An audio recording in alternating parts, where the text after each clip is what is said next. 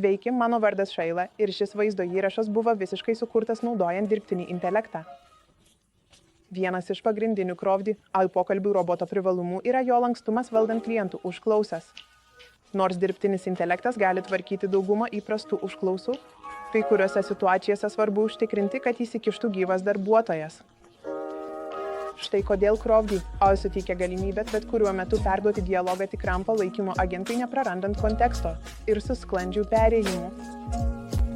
Kai klientas pradeda sąveiką su pokalbių robotu, sistema analizuoja jų užklausą ir automatiškai nustato, ar robotas gali pateikti tinkamą ir tikslę atsakymą. Prisijungus prie Crowdy AI asmeninės valdymo skydelio, pagalbos tarnybos operatoriai gali realiu laiku perimti dialogus ir tęsti bendravimą su klientu be delsimu. Visa informacija apie esamą pokalbį, įskaitant žinučių istoriją, surinktus duomenis ir kliento ketinimus, iškart rodoma valdymo skydelyje.